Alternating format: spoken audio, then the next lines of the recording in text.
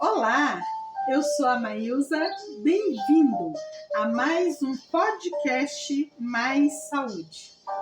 E o podcast Mais Saúde de hoje, nós estamos recebendo o enfermeiro Ney Ramalho.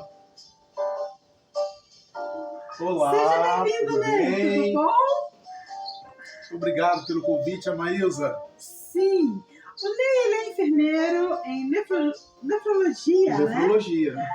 E pós-graduado em urgência e emergência e está concluindo uma pós-graduação em nutrição de pacientes renais crônicos. Isso mesmo. Seja bem-vindo, Ney, ao Pod Mais Saúde, onde nós trabalhamos com conversas que cura. E hoje nós vamos estar trabalhando um tema bem peculiar dentro de pacientes com hemodiálise.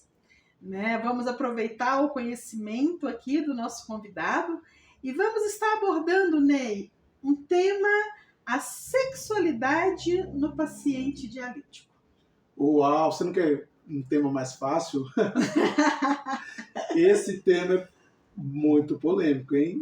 Mas é um tema que vai nos ajudar a entender um pouco mais deste mundo desses pacientes, né? Que são pacientes que estão ali no seu dia a dia, mas que também têm uma vida sexual ativa, também têm uma vida de prazeres ativa, né, Ney? Sim, sim. Eu vejo que esse é um tema importantíssimo, né? A gente precisa trazer à tona, a gente brincando aí que é polêmico de fato, mas é realmente necessário. Sim. Afinal de contas, a sexualidade ela se dá em todas as fases da vida e em todas as circunstâncias. Por isso a gente tem que observar e trazer aqui um assunto tão peculiar como esse, né? É importante entender as necessidades dos nossos pacientes renais crônicos, assim como em qualquer outra circunstância. Né? O paciente renal crônico ele tem também as suas particularidades, né? Aquilo que a gente chama de doença renal crônica é algo que vem com o paciente há algum tempo. Né? É crônico porque já está instalado já há algum tempo. Entendi, Ney. Então vamos trabalhar esse tema hoje, tá? E para você que está nos acompanhando, vamos assimilar, né, o que o nosso convidado de hoje tem para nós. E começando, Ney, vamos falar qual é o impacto da doença renal crônica, né, a DCRC, na função sexual dos pacientes que faz diálise. É muito impactante. Né? A doença renal crônica ela impacta a vida do indivíduo de todas as formas.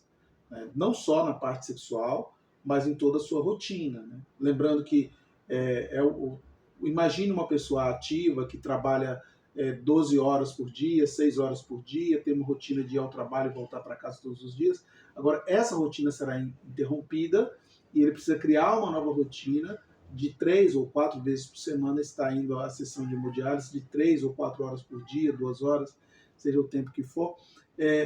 Isso vai impactar na vida social desse indivíduo e também vai impactar na vida sexual, porque o tratamento dialítico ele vai impactar nas questões hormonais desse indivíduo, vai impactar na questão eletrolítica desse indivíduo, vai impactar nos fatores de sais minerais, né, que esse indivíduo tem também. Entendi, Ney. E quais são os principais fatores, Ney, que vai contribuir para a disfunção sexual em pacientes dialíticos? Eu citei a questão hormonal. Então, o nosso corpo ele se compõe de água, né? Cerca de 75% do nosso corpo é água, mas também o nosso corpo é hormônio. Né? Uma grande porcentagem do nosso corpo é hormônio. Aliás, sem hormônio você não consegue ficar de pé. Né? Então, eu bem sei, viu? Já passou por isso? Em outra ocasião eu conto. Já passou por uma experiência dessa? Já. Então, sem os hormônios, a gente tem a glândula pineal, que tem um desempenho importante no nosso corpo, libera, é a mestra dos hormônios. Tem as tireoides, paratireoides, glândula suprarrenal, né? Enfim, tem as glândulas que secretam hormônios e que nos ajudam. Mas as gônadas e os ovários são importantes porque vão secretar os hormônios sexuais e elas Sim. são impactadas durante o processo dialítico. Entendi. E como a diálise, Ney, ela pode afetar o libido e a satisfação sexual dos nossos pacientes? A diálise ela não é um inimigo. Eu queria deixar claro isso, né? A diálise ela é um aliado desse indivíduo para lhe proporcionar qualidade de vida. O Sim. que vai impactar na vida desse indivíduo de maneira negativa? Né? O não seguir esse tratamento adequadamente.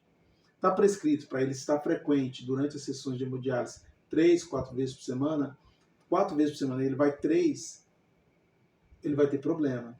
Está prescrito para ele fazer 3 horas, ele faz 2, 2h30, ele vai ter problema. Né? Por quê? Como eu disse, o nosso corpo ele já tem uma grande porcentagem de água. Também o nosso corpo ele é composto de sais minerais, né? A base eletrolítica do nosso corpo ele precisa manter um equilíbrio. Se os sais não estão equilibrados, logo os nossos hormônios também vão sofrer impacto. Né? E por isso nós vamos ter problemas com a testosterona, a prolactina, né? Os hormônios sexuais que ajudaria essa pessoa a ter um bom desempenho. Né? Então, eu gostaria até de colocar se a gente pode trabalhar com 2 grupos diferentes, né? Homem e mulher. Porque a gente fala de uma maneira geral, mas as necessidades humanas para a sexualidade, elas se dão de maneira diferente também, né? Essa é a quarta pergunta que eu quero fazer para você, Nick. Para você descrever para nós quais são as principais queixas sexuais relatadas por pacientes homens e por pacientes mulheres em diálise. Com a experiência que você tem, o convívio que você tem com esses pacientes, quais são as principais queixas que eles trazem para vocês? Quais são as principais demandas em se tratando da vida sexual deles? É engraçado, eu me lembro quando eu atendia no centro de psiquiatria daqui da cidade onde eu moro, cheguei a atender no centro de psiquiatria. E lá no centro de psiquiatria, os pacientes são exacerbados, são muito sexualizados, muito mesmo. Já no nosso paciente renal crônico também há um certo grau de exacerbação, as pessoas às vezes se tornam, por isso que é necessário o profissional da saúde saber o limite de envolvimento com os pacientes, e isso a gente pode falar de uma maneira mais ampla, mas os principais, os principais fatores, né, que serão importantes aqui para a redução do libido do paciente. Eu mencionei que as questões das frequências nas sessões de hemodiálise, e a maior preocupação desse indivíduo são as perdas do libido e da potência, falando do homem. Né? Essa é a maior preocupação dele. Aliás, não existe um homem que você converse com ele em sua sã consciência que ele vai falar que está feliz e está com a libido reduzido, não está viril como era antes. Não existe esse homem que fala isso. Né? E o paciente dialítico, ele passa por essa situação e muitas vezes não é compreendido pela sua parceira, pelo seu parceiro. Sim. Então nós podemos descrever aí, Ney, que o homem ele sofre mais da questão erétil, né? E a redução do libido, e a mulher também tem a questão da lubrificação vaginal. Isso são as queixas maiores que vocês recebem? Sim, a mulher tem essa questão da lubrificação, Mas também tem aquela questão que a gente coloca, que é a questão da autoestima, né? Da aparência.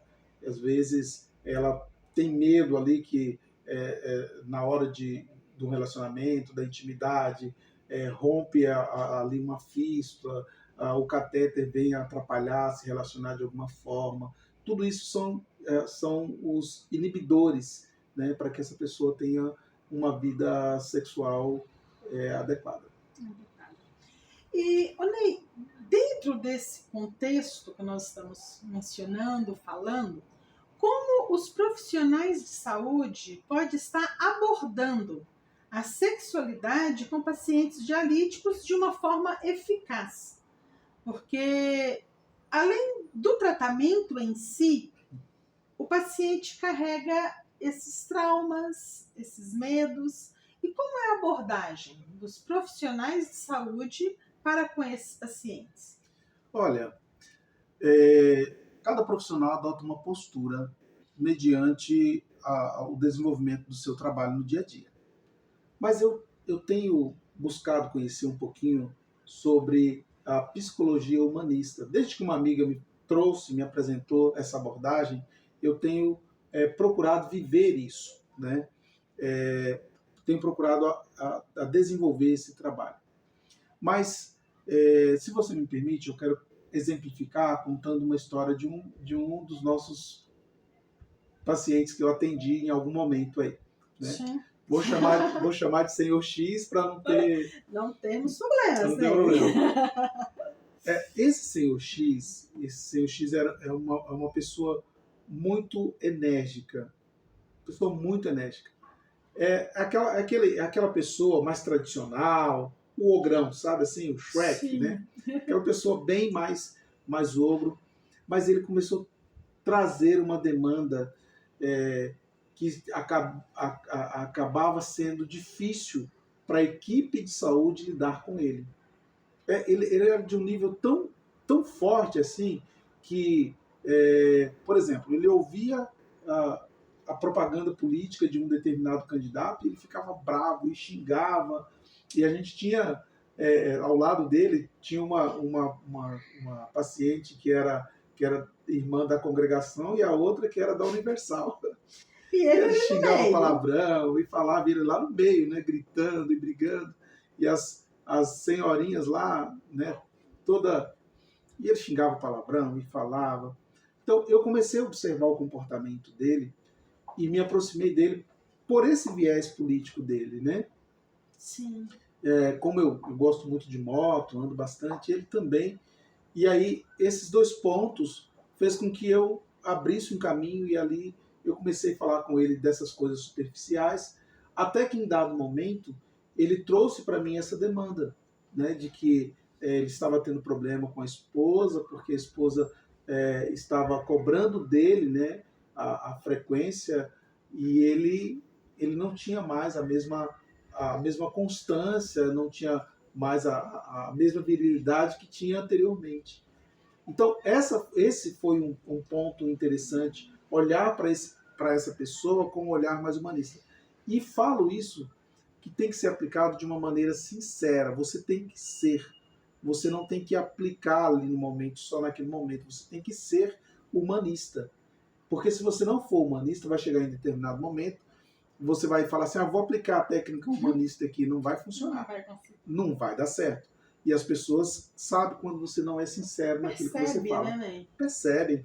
É uma vida de relacionamento, né? Você está com a pessoa ali 3 vezes por semana, 4 vezes por semana. É uma simbiose, é uma troca, né? E as pessoas percebem. E esse indivíduo trouxe para mim a demanda e eu pude compartilhar com os profissionais adequados, com a psicóloga. Eu pude encaminhá-lo, né? Encaminhá-lo não, né? Eu pude indicá-lo à busca de um psiquiatra que auxiliou ele a fazer o tratamento. Você acredita que ele me diz que melhorou? Que bom! Né? Então, essa abordagem funciona. Tratar as pessoas de uma maneira mais humana é importante. E dentro desses quadros, além da abordagem, né, quais são as opções de tratamento para disfunções sexuais em pacientes dialíticos. Bom, O que temos hoje para um bom tratamento?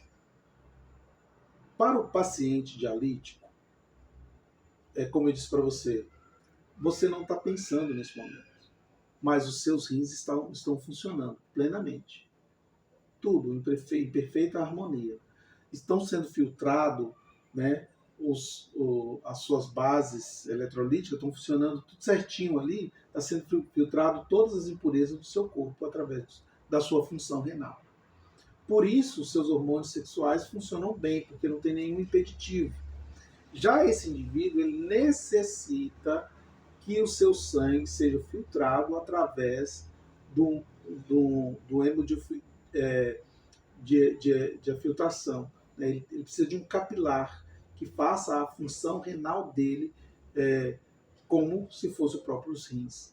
Então, para esse indivíduo que é dialítico, a primeira coisa importante para ele é a constância nas sessões de hemodiálise. Essa é a base.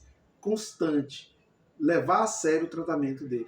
Em segunda instância, um bom acompanhamento da nutricionista.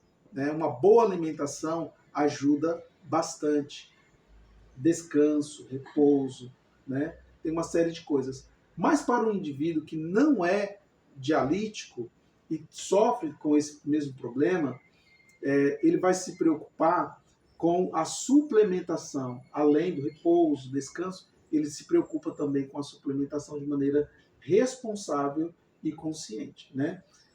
Eu indicaria para o paciente dialítico ainda o contato com um profissional que seja importante, que vá auxiliá-lo na reposição hormonal. Né? Um endocrinologista. É o indivíduo que vai ajudar a repor os hormônios sexuais. Isso aí é importante. A educação em saúde, ela abrange várias áreas, né? E dentro da sexualidade, qual é a importância para o paciente dialítico de ter uma educação em relação à sexualidade e por que essa educação é tão importante? Ah, sim. A educação em saúde nefrológica, ela é importante porque ela quebra tabus, ela abre caminho, ela aproxima as pessoas, ela ajuda no processo do tratamento renal. Então, é importantíssima. Mas eu diria mais, não é apenas para o paciente dialítico essa educação continuada que tem que haver. Ela tem que ser para os seus pares, para o seu parceiro, para a sua parceira, porque, aliás, a sexualidade ela se desenvolve, né? Ela se desenvolve individualmente, mas ela se concretiza com duas pessoas. Então é necessário que você esteja, o seu parceiro, a sua parceira esteja ciente das problemáticas que você está enfrentando e juntos buscar ajuda adequada para ter uma vida sexual adequada e saudável. Entendi. Ney, e a depressão hoje e a ansiedade, ela impacta em várias áreas das nossas vidas. E isso é a nível Brasil, a nível mundial. Agora, como a depressão e a ansiedade impacta na sexualidade de pacientes em diálise? O impacto é grande, porque quando você muda o seu corpo, falando da mulher, ela pode haver inibição pelo fato da mudança do seu corpo, pela fístula, pelo catéter, né?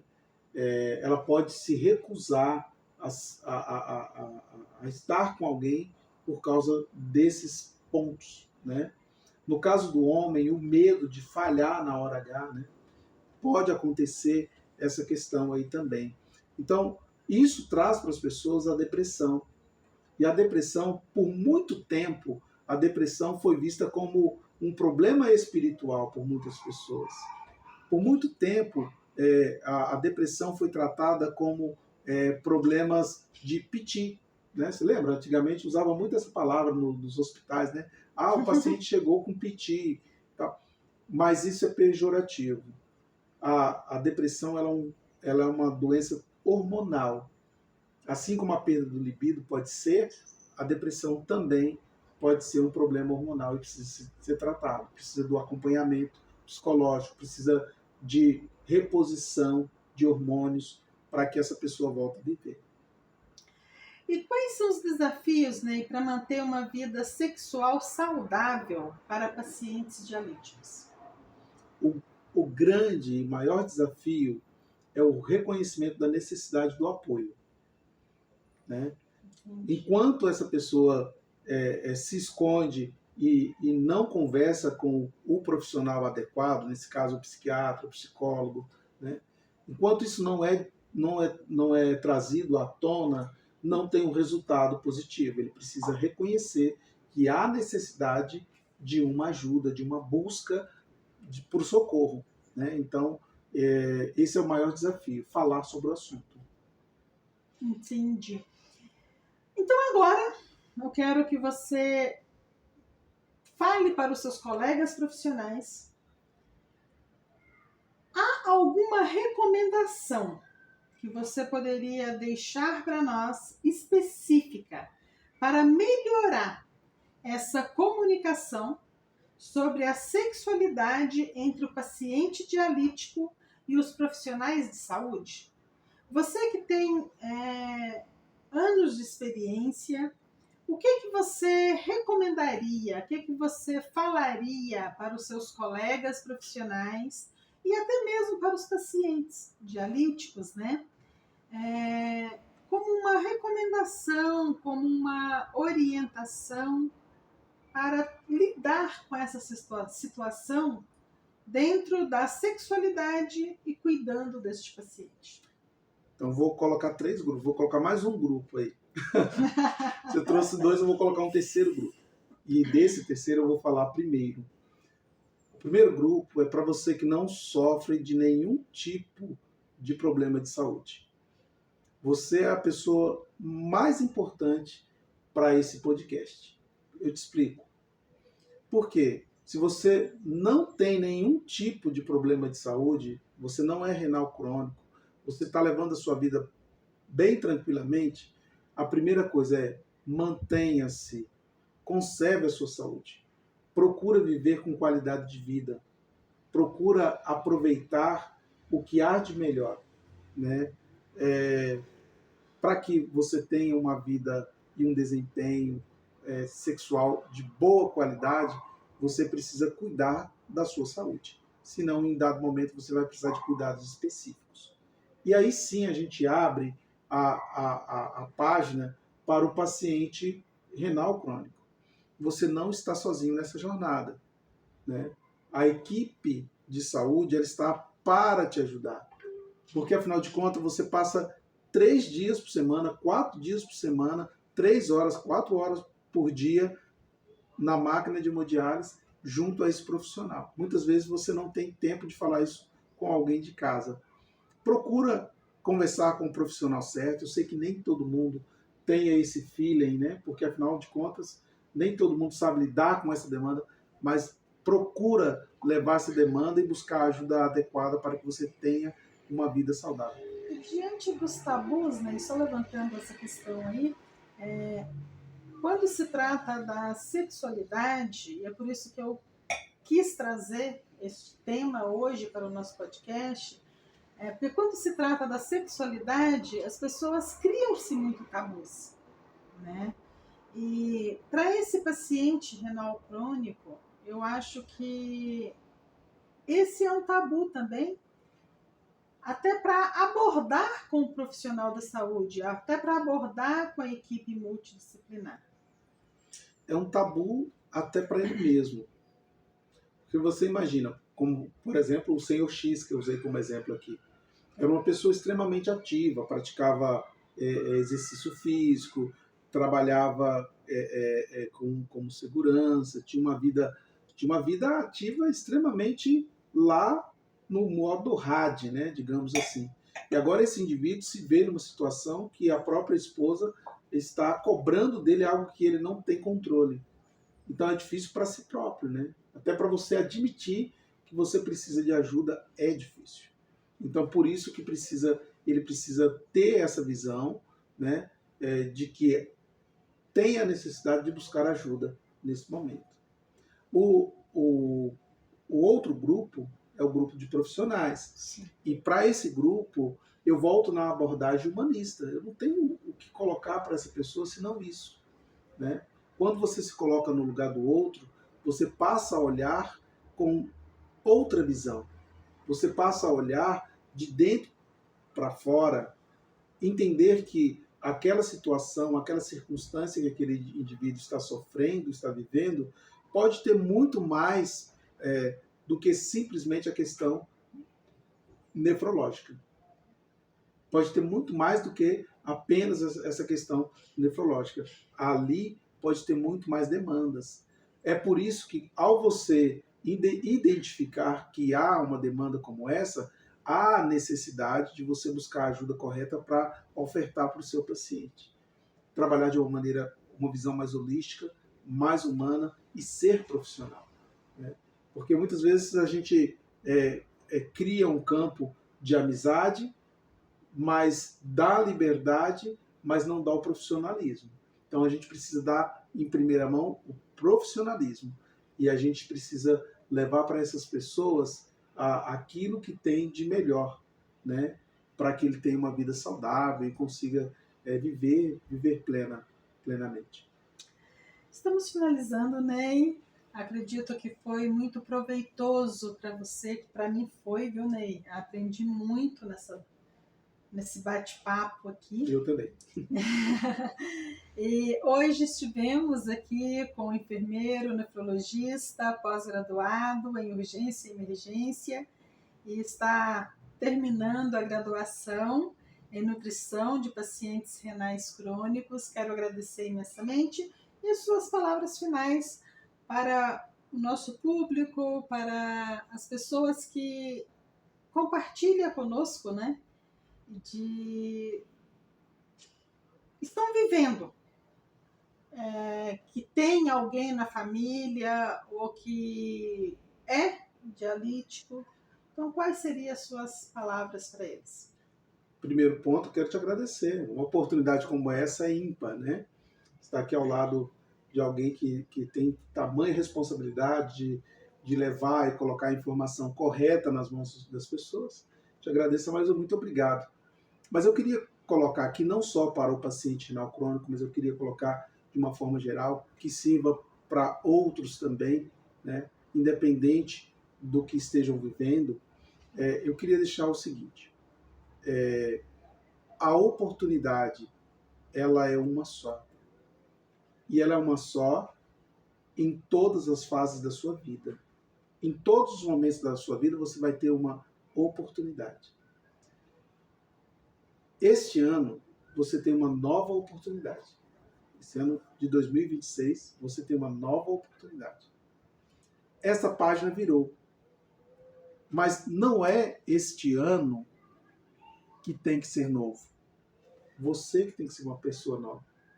Se você mudar a página do seu calendário, mas se você não mudar a si próprio, o modo de você encarar a vida e viver a vida, você vai continuar repetindo o ano anterior. Você vai continuar vivendo o ano anterior. Quem tem que mudar é você. Especificamente para o paciente nefropata que necessita da hemodiálise, a hemodiálise é uma nova oportunidade. É uma página virada. Mas quem tem que ser melhor é você. Você que tem que entender que a página virou, mas que você vai ser melhor do que o ontem. Tá? É o que eu desejo para vocês, é o que eu desejo para nós, que sejamos melhores a cada instante. Obrigado. Muito obrigada, Ney. E estamos finalizando mais esse Pode Mais Saúde, onde a conversa pode trazer a cura. Você pode ter a cura diante de uma conversa, diante de um aprendizado. Muito obrigado, Ney. E o Ney quero estender já o convite, Ney, para estar conosco em outros podcasts para tratarmos de outros assuntos. Eu sei da sua vasta experiência em UTIs. Temos vários temas que vamos trazer para você dentro deste bate-papo de cura. Até mais. Até mais.